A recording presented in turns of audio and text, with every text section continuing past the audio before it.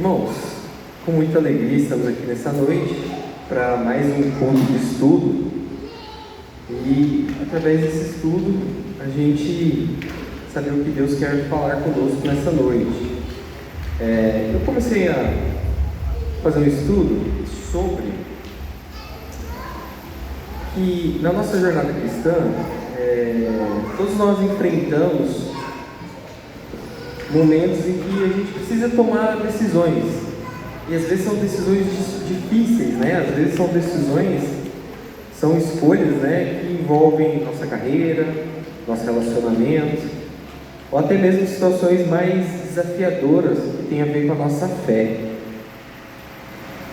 E daí a Bíblia ela nos ensina que mesmo quando decisões elas parecem ser difíceis ou incertas, a nossa confiança em Deus, na orientação de Deus, né, na sua palavra, nos leva sempre a fazer a escolha certa. Quem aqui já passou por uma situação que às vezes ia tomar uma decisão, daí orou bastante e no seu interior parece que uma voz te levava a um certo caminho, ou alguma coisa ali te empurrando para uma direção, e no final você viu que aquela era a direção certa, né? Às vezes isso acontece com a gente, né? Às vezes o Espírito Santo vem falar com nós, no nosso coração, na nossa mente, para nos ajudar nessas escolhas difíceis, nessas decisões. E daí, irmãos, nessa noite eu queria refletir com vocês sobre a vida de alguns personagens. Então, para fazer esse estudo, eu baseei em alguns personagens que em algum momento da sua trajetória teve que tomar alguma decisão difícil, e a sua comunhão com Deus, a sua esperança em Deus, a sua fé depositada em Deus fez com que Deus direcionasse essas pessoas para tomar a decisão certa, e Deus estava com eles. Então na Bíblia a gente vê diversas situações como essa que eu relatei. Eu poderia pegar vários autores aqui, vários personagens bíblicos, mas eu peguei alguns, 3 mais especificamente, para estar trazendo esse estudo de hoje à noite. Então, o primeiro deles é que ele enfrentou grandes decisões, confiou em Deus e viu seus resultados em cima da sua obediência, é Daniel. Então, Daniel teve uma decisão confiando em Deus num tempo de pressão. Confiando em Deus num tempo de pressão. Então, Daniel, contextualizando aqui, ele foi um jovem, ele foi levado cativo, né, de Judá para Babilônia, ali pelo rei Nabucodonosor. Então, só para a gente contextualizar, eu sei que gosto de pegar alguns elementos históricos, eu vou falar um pouco, até porque esse embasamento vai servir para 2 personagens aqui nessa noite. Então, o Império Babilônico, ele foi uma das maiores e mais influentes civilizações da antiguidade. Ele teve seu auge sobre o reinado do rei Nabucodonosor II, que é justamente esse rei que a gente falou. Só para vocês entenderem a magnitude que era esse império, quem já ouviu falar nas 7 maravilhas do mundo antigo? Já? Qual que você acha que eu estou falando aqui? A gente está falando da Babilônia e a gente está falando de 7 maravilhas do mundo antigo. Qual que a gente pode relacionar aqui? Qual das maravilhas que é? Aí, ó. Lá ele só acertou lá, os jardins suspensos da Babilônia. Então, essas maravilhas, assim, que foram grandes obras de engenharia do passado, que até hoje intrigam, mesmo hoje com a nossa tecnologia, com o nosso conhecimento, a nossa ciência, engenharia, mesmo assim essas obras intrigam os cientistas de hoje, né, os construtores de hoje. E esse jardim suspenso da Babilônia foi feito por quem? Pelo rei Nabucodonosor. Foi uma maravilha associada à Babilônia, né, o jardim suspenso, que de acordo com relatos antigos era um jardim luxuoso, ornamentado e irrigado artificialmente. Ele foi construído por Nabucodonosor II para sua esposa. Imagina, né, se ele tinha dinheiro, olha o presente que ele deu para a esposa dele. Então, era um jardim muito grande, suspenso, porque eles tinham várias camadas, né? Era todo irrigado artificialmente. Imagina numa época ali, numa região até desértica, eles construíam um jardim e irrigar ele artificialmente, tudo. E até hoje em dia, para você fazer uma construção do prédio, que tem um jardim, você tem que muito se preocupar com a drenagem e tudo. E aquilo ali naquela época foi feito como um presente desse rei para sua esposa, né? Para mostrar, para a gente ter uma dimensão da grandeza que era esse rei. Então, esse reino ele foi expandindo ali, né? Ele teve seu auge com esse Nabucodonosor, e daqui que ele fez?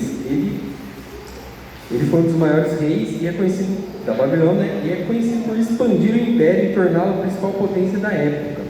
Então, ele conquistou vários territórios. Então, durante essa expansão, ele conquistou também a Judéia, onde ele capturou Jerusalém, e é onde ele leva Daniel cativo. Então, o primeiro texto dessa noite, a gente vai ler essa história da Babilônia, da invasão da Babilônia. A gente vai ler lá em 2 Reis.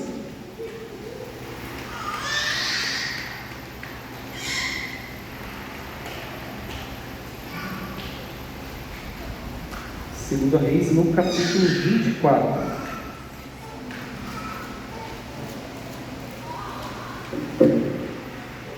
Só para contextualizar o que a gente vai falar mais adiante. Então, 2 Reis 24, a partir do versículo 1. Amém?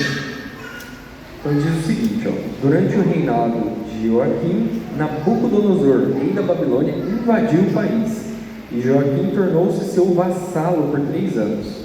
Então, vassalo ali, eu vou explicar um pouquinho mais para frente, é como se fosse uma espécie de escravo, de serviçal, né? Então ele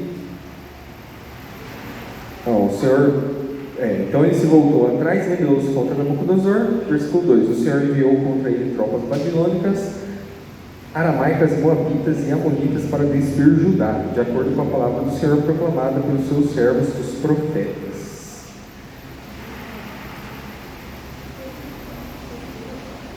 Vamos pular para o capítulo 10, ou para o versículo 10. Naquela ocasião, os oficiais de Nabucodonosor, rei da Babilônia, avançaram até Jerusalém e a cercaram. Então, tudo isso por permissão de Deus, né?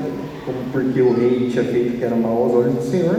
Mas continuando aqui o versículo 11. Enquanto seus oficiais a cercaram, o próprio Nabucodonosor veio até a cidade.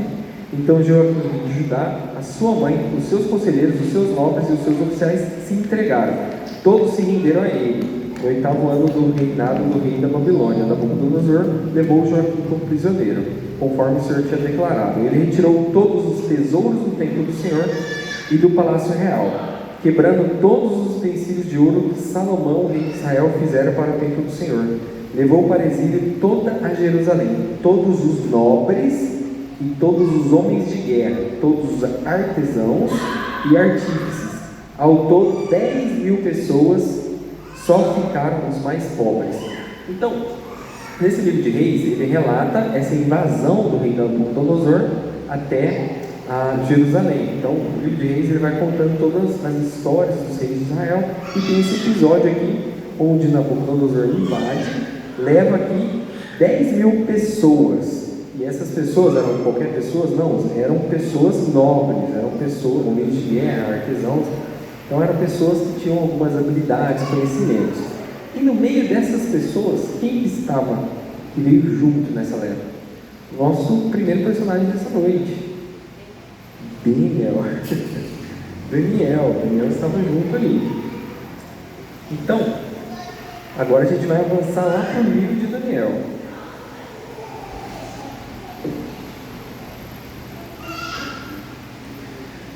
Então, todos esses relatos estão escritos na Bíblia, mas também em vários livros babilônicos, né? Contam as histórias do rei Nabucodonosor. E agora a gente avança lá para o livro de Daniel. A gente já viu que Nabucodonosor II levou vários nobres, entre eles estavam quem? Daniel, capítulo 1, versículo 1. No 3º ano do rei de Joaquim, rei de Judá, Nabucodonosor, rei da Babilônia, veio a Jerusalém e a sitiou, ou seja, cercou, né? A tomou. O Senhor entregou Joaquim de Judá nas mãos dele, e também alguns dos utensílios do templo de Deus. Nabucodonosor levou os utensílios para o seu templo, do seu Deus, na terra de Sinar, e os colocou na casa do tesouro do seu Deus. Depois o rei ordenou a Aspenaz, o chefe dos seus oficiais, que trouxesse alguns dos israelitas das famílias real e da nobreza, jovens sem defeito físico, de boa aparência, cultos, inteligentes, que dominassem vários campos do conhecimento e fossem capacitados para servir o palácio do rei e deveriam ensinar a língua e a literatura dos babilônios. Então, olha só, esse rei, ele era muito inteligente, né? A forma de dominar dele ele era uma pessoa inteligente, porque quando ele invadia algum lugar, ele ia lá e pegava as melhores pessoas, as pessoas que tinham mais ciência, né? que eram estudadas, que tinham conhecimento, nobres, né? E trazia para ficar ali no palácio com ele. Essas pessoas, de uma certa forma, elas eram escravas, porque elas estavam ali contra a vontade, né? Então, por isso que fala que eles foram levados cativos. Mas, chegando lá, eles tinham algumas regalias, e o rei, quando precisava fazer uma consulta, quando precisava obter uma informação, chamava essa corte, né? Esses conselheiros, de uma certa forma, assim, vamos dizer, conselheiros do rei, porque eles eram pessoas estudadas. Então, quando o rei queria resolver algum assunto, algum mistério, alguma coisa, mandava chamar e entregava para eles resolverem. E Daniel estava ali no meio. E daí, o que aconteceu? Quando Daniel foi para lá, o chefe, no versículo 7, o chefe dos oficiais deu-lhes novos nomes. A Daniel deu o nome de Beltesazar, a Ananias Sadraque, a Misael Mesaque e a Azarias Abileiro. Daniel, contudo, decidiu não se tornar impuro com a comida e o vinho do rei e pediu ao chefe dos oficiais permissão para se abster deles. Deus fez com que o homem fosse bondoso com Daniel e tivesse simpatia por ele. Apesar disso, ele disse a Daniel: tenho medo do rei, meu senhor, que determinou a comida e a bebida de vocês, e se ele os achar menos saudável que os outros jovens da mesma idade, o rei poderia pedir a minha cabeça por causa de vocês. Então Daniel disse ao encarregado que o chefe dos oficiais designaram para cuidar dele, de Ananias, Misael e Azarias: peço que façam experiência com seus servos, durante 10 dias não nos dê nada além de legumes para comer e água para beber. Então a primeira decisão importante foi o seguinte: Daniel, ele estava numa terra que não era a terra dele. Ele estava, de uma certa forma, contra a vontade dele ali. E daí, a primeira decisão difícil dele é o seguinte: ele chegou ali e ele tinha que obedecer algumas coisas, mas ele, no coração dele, ele viu que aquilo ali era errado. Que aquela comida e bebida ali do rei eram oferecidas aos deuses do rei. E ele falou: não quero me contaminar com isso. Então a primeira decisão foi essa. Ele decidiu que ele não queria obedecer aquela ordem do rei. Ele foi lá e fez um acordo com o rapaz que era encarregado. Ele falou: olha, dá só legumes pra gente e tal. Daí ele falou: não, mas se vocês ficarem mais fracos? Ele falou: não, faz um teste, 10 dias. Se a gente ficar mais fracos, você torna a voltar comida pra gente. Se não, você aceita, de uma certa forma, aceita essa proposta que eu estou te fazendo, né? Continuar nos dando legumes. E por que isso é importante, irmãos? Às vezes, a gente é inserido em algum lugar novo, ali, um emprego novo, faculdade, uma escola, enfim, algum grupo social novo. E você chega lá, tem práticas que eles costumam fazer. E na cabeça deles, essas práticas são coisas normais. Às vezes tem até coisas ilícitas, só que nem todo mundo faz. Fala: não, isso aqui não dá nada não, pode fazer. Você chegou aqui, mas você tem que fazer isso aqui, né? Imagina, você chega numa empresa, começa a trabalhar e a pessoa fala: todo mundo faz esse negócio aqui, você tem que participar junto, você tem que ficar junto com todo mundo e tal. E você pega e fala: não, eu não vou fazer isso aí não, eu não faço isso. Quando vem essa pressão externa, é muito mais fácil a gente ceder e falar: não, peraí, não, se está todo mundo fazendo, não, todo mundo faz, não, então eu vou fazer também. Eu lembro uma vez que eu trabalhei numa empresa de bebidas, e daí na confraternização da empresa tinha uma marca de cerveja que era da empresa, e todo mundo bebia aquela cerveja. Daí eu era supervisor de uma área lá que fazia distribuição, chopeira e tudo mais. E daí o meu chefe viu e falou: você não bebe cerveja? Eu falei: não bebo. Ele falou: mas é o evento da marca. E tá todo mundo com roupa aqui, com o negócio da marca, você não vai beber? Eu falei: não bebo. Daí ele ficou espantado.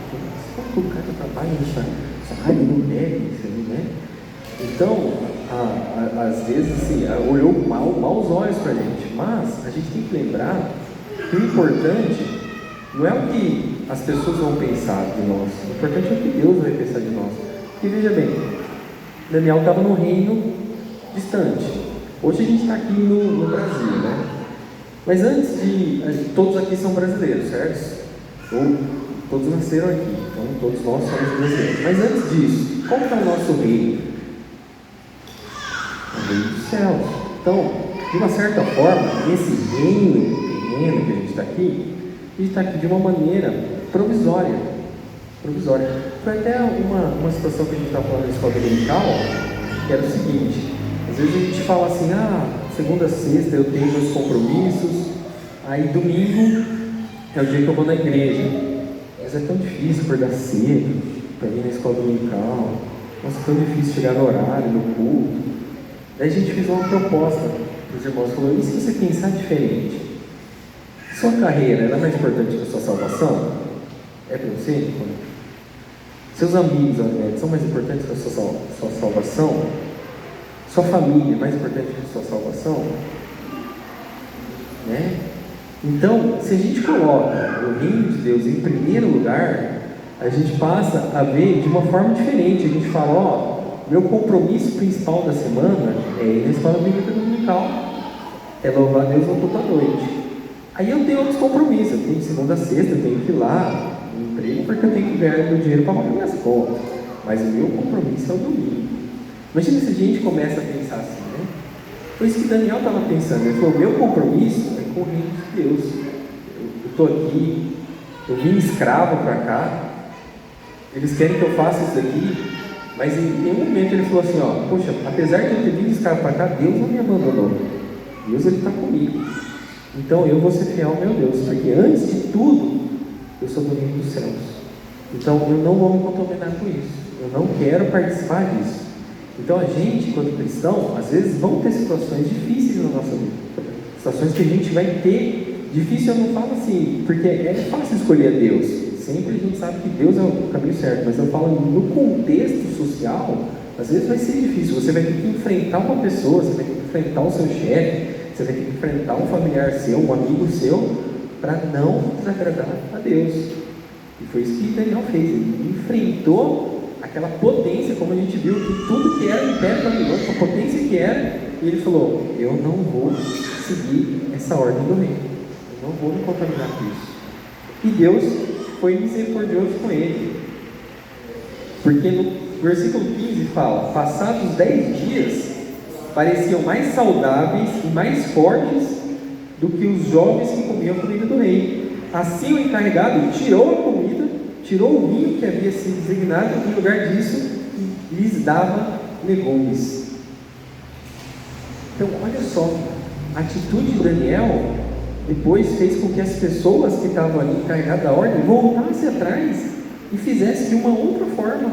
Falassem, não, vamos dar agora para todo mundo aqui esses legumes, não vamos mais dar o vinho do rei, não vamos mais dar os manjares do rei, porque não está fazendo bem para o pessoal. Vamos seguir o que o Daniel falou, e vamos dar esses legumes para todo mundo. Claro que algumas pessoas ali já estavam acostumadas, beber o vinho e tal, devem ter ficado chateadas, né? Mas você vê nisso tudo a fidelidade que Daniel teve e como Deus a recompensou, né?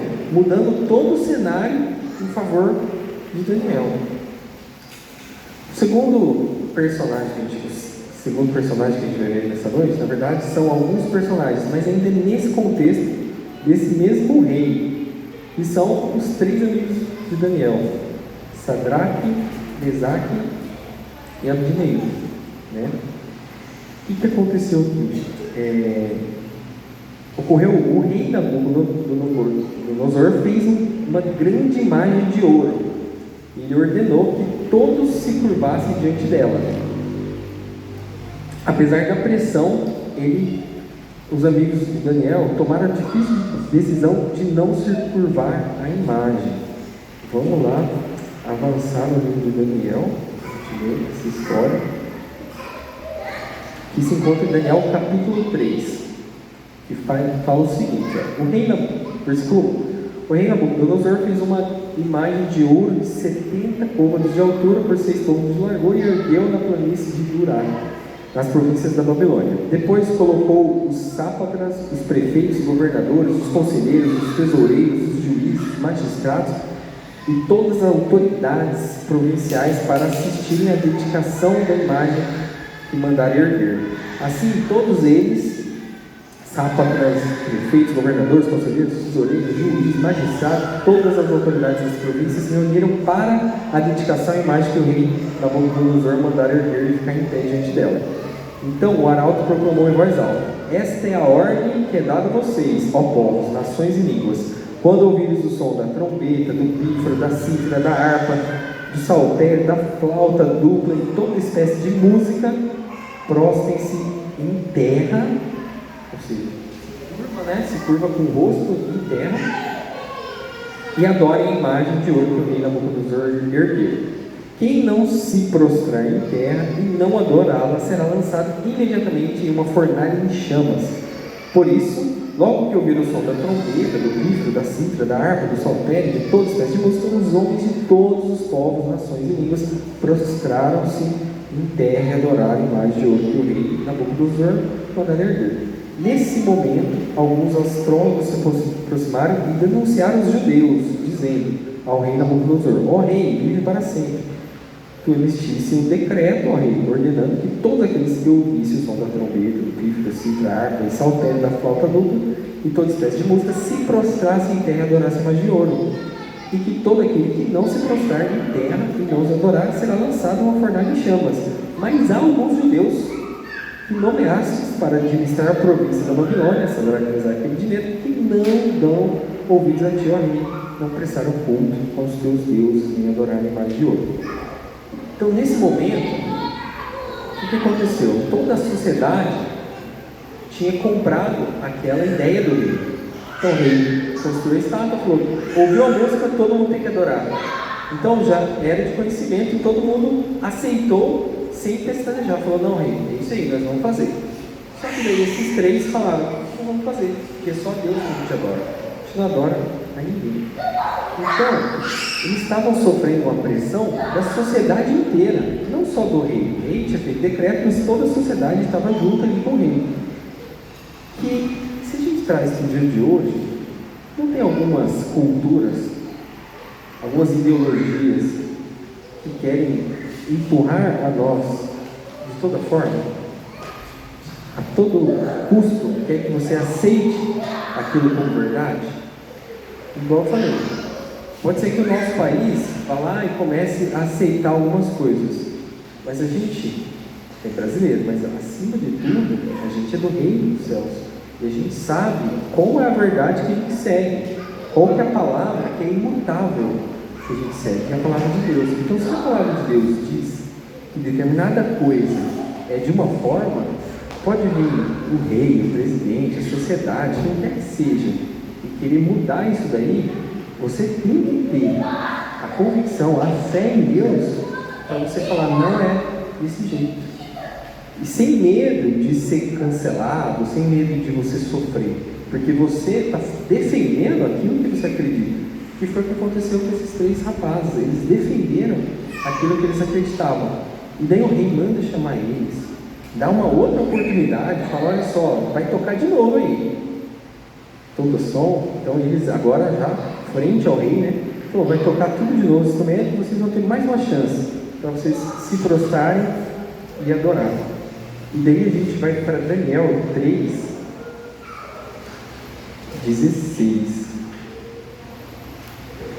Que para mim, irmãos, é uma das passagens mais bonitas que a Bíblia traz. Que é quando eles estão fazendo a defesa deles na frente do rei. Que eles falam o seguinte, Daniel 3:16. Sadraque, Mesaque e Abednego responderam ao rei: ó Nabucodonosor, não precisamos defender-nos diante de ti. Se formos lançados na fornalha em chamas, o Deus a quem servimos pode nos livrar. E Ele nos livrará de sua mão, ó rei. Mas, se Ele não nos livrar, sabe, ó rei, que não serviremos aos teus deuses, nem adoraremos as imagens de ouro que mandaste erguer. Então eles falaram o seguinte para o rei, falando: rei, a gente tem certeza que o nosso Deus pode nos livrar. A gente tem a certeza que Ele tem esse poder.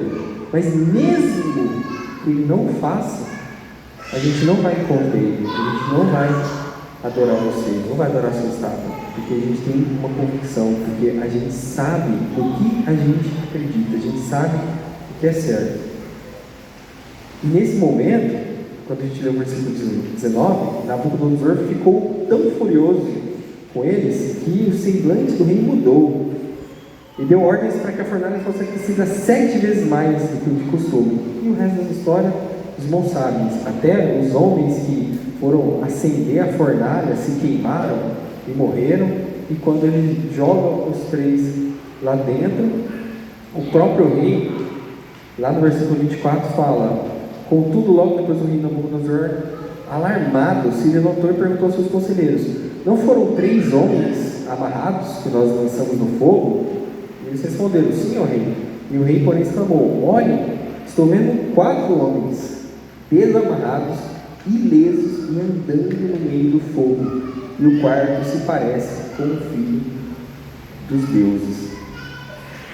Então, nesse segundo personagem, na verdade são 3 pessoas, né?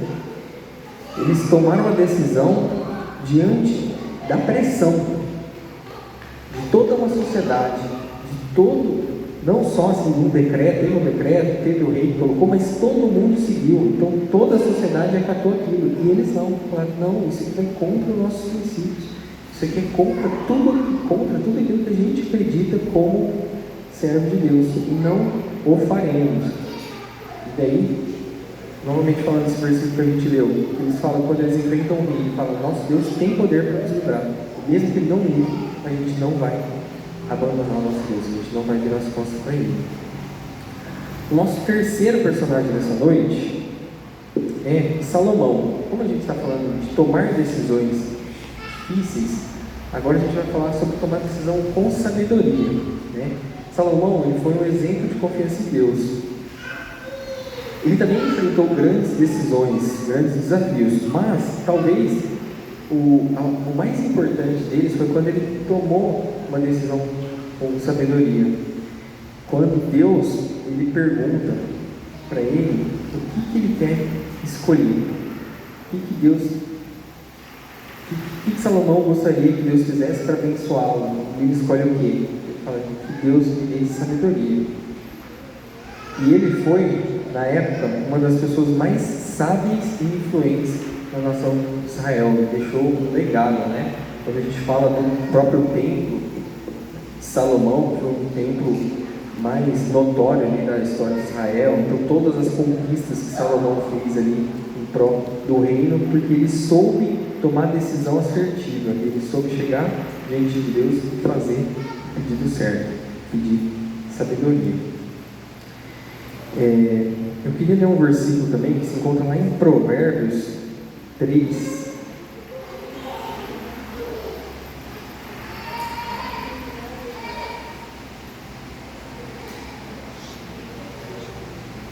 Versículo 5.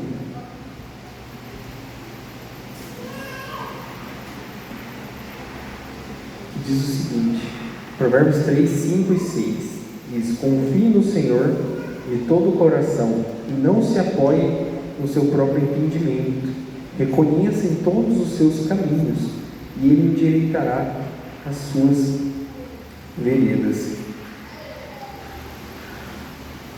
O que eu queria trazer nessa noite, irmãos? Que a gente, enquanto cristãos, a gente não pode se deixar levar por pressões externas. A gente não pode se deixar levar pelo que as pessoas vão pensar da gente, né?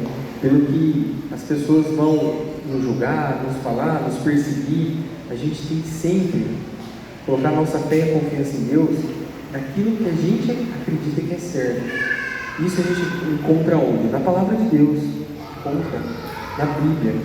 Então, se você vai tomar uma decisão difícil, você tem que tomar uma decisão e você por um momento está vendo que aquela decisão pode ir contra os seus princípios, pode ir contra aquilo que você foi ensinado perante a Bíblia, aquilo que você acredita que é certo. Então, ora, peça discernimento ao Senhor e sempre vá pelo caminho que é correto, sempre vá pelo caminho que é certo, independente se todos ao seu redor estão praticando alguma coisa, como foi o caso dos três aqui. Toda a sociedade estava fazendo aquilo lá, eles só poderiam simplesmente ser mais uns. Tem até uma outra questão aí, porque eles estavam longe de muita gente, eles estavam longe da terra deles, estavam longe do reino de Israel.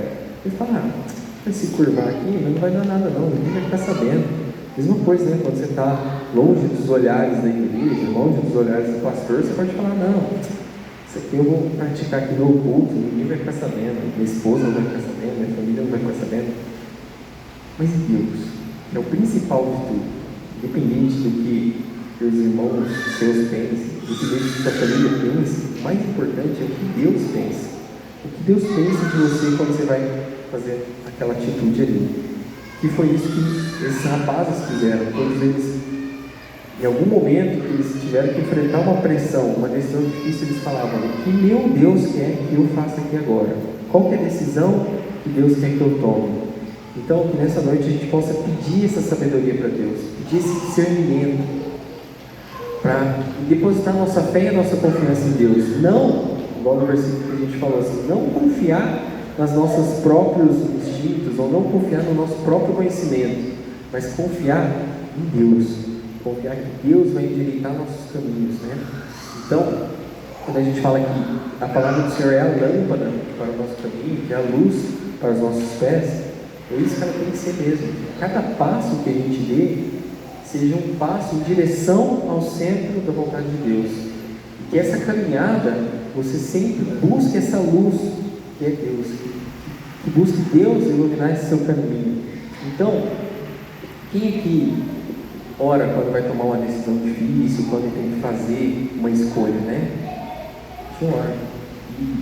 E quando eu oro por isso, eu falo assim, Deus, seja feita a sua vontade. É claro que eu gostaria que fosse isso aqui, Deus. Eu vou ser sincero, vou abrir o jogo aqui com você. Minha vontade é essa, mas eu quero seguir a sua. Se não for para ser isso, você me direciona, você faz acontecer, você me dá sinais, você fala comigo, como já aconteceu comigo, a voz do Espírito Santo, falando audivelmente aos meus ouvidos, falando, ó, vai por aí, pega esse caminho. E daí às vezes eu falo, não, mas eu estava me planejando para ir para cá, vai por aí. Então a gente também tem que ter discernimento para saber ouvir a voz de Deus. Então tudo isso acontece porque quando a gente busca essa maturidade cristã, quando a gente faz igual Salomão, pede sabedoria a Deus, mas pede sabedoria e se achega a Deus, né? Estreita esse relacionamento com Deus, fala, Deus, eu preciso de você, eu preciso de ser livre. Ó, amanhã tem uma decisão difícil, vai na frente, prepara o cenário, prepara o terreno lá, quando eu chegar lá naquela decisão, você já vai estar lá, você já vai claramente me mostrar o que é para eu fazer, né? Então que a gente possa, quando for tomar uma decisão, sempre pedir a orientação de Deus, e que também a gente possa ser que nesses jovens, independente da pressão, independente se é seu superior, seu amigo, seu familiar, se ele estiver te pressionando para fazer algo que é contra o reino de Deus, que você sabe que vai desagradar a Deus, ali é o momento de você se posicionar e falar, não é isso no que eu acredito, não é isso que é certo, e eu vou seguir o que é certo. Amém? Então, irmãos, é um estudo simples, mas isso aí Deus colocou isso no meu coração, porque começo de ano é começo às vezes de muitas incertezas, de muitas dúvidas, de muitas decisões que a gente tem que tomar, que a gente possa sempre estar tomando essas decisões pautadas na palavra de Deus, pautadas na verdade que é a palavra de Deus, e não na verdade, não em teorias, não em coisas que a sociedade quer que você compre que seja verdade, quer nos empurrar a todo modo. Amém? Vamos ficar de pé? A gente vai fazer uma oração.